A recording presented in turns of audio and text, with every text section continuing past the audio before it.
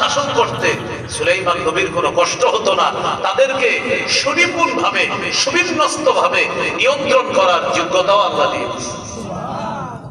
জিনের উপর রাজত্ব, পাখির উপর রাজত্ব, মানুষের উপর রাজত্ব। একদিন জিন, ইনসান, পাখি নিয়ে সুলাইমান নবী রওনা করছে। সিংহাসন বাতাসের উপরে চলতেছে, এক এলাকায় গিয়ে নামছে।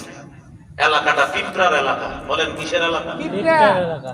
হাত্তা ইযা আতাউ আলা ওয়াদিন নাম, যাইতে যাইতে যখন পিঁপড়ার এলাকায় গিয়ে পৌঁছলেন, قالت نملة يا أيها النمل ادخلوا مساكنكم। পিঁপড়ার রানী বলল, ও পিঁপড়ার দল, তোমরা গর্তে প্রবেশ করো। ও পিঁপড়ার দল, তোমরা গর্তে প্রবেশ করো। কে বললো? রানী। বলেন রাজা না রানী? রানী। ইমাম আবু হানিফা রাহিমাহুল্লাহকে জিজ্ঞাসা করা হলো, বলেন তো ওই পিঁপড়ার যে প্রধান ছিল, যে প্রধান পিঁপড়া বাহিনীকে বলছিল গর্তে ঢোকার জন্য, সেই পিঁপড়াটা কি পুরুষ ছিল না মহিলা ছিল? ইমাম আবু হানিফা রাহিমাহুল্লাহ জবাব দিলেন মহিলা ছিল। কেমনে বুঝলেন? আল্লাহ তো কোরআনে স্ত্রীলিঙ্গ বলেছে। আল্লাহ ক্রিয়াটা আনছে স্ত্রীলিঙ্গ, কর্তাকেও আনছে স্ত্রীলিঙ্গ। সেখান থেকেই বোঝা যায় এটা রাজা না, এটা রানী ছিল।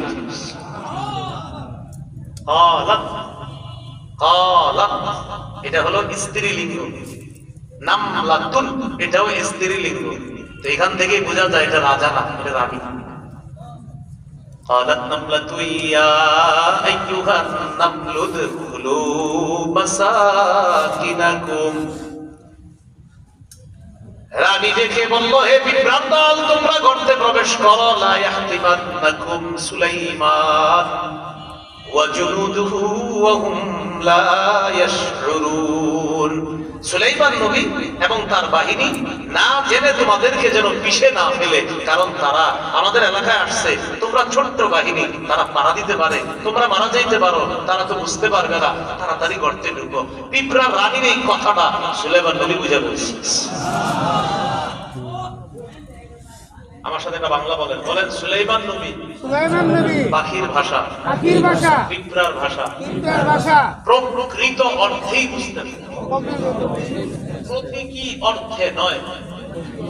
আবার আবার বলেন, প্রতীকী অর্থে নয়, বরং প্রকৃত অর্থে।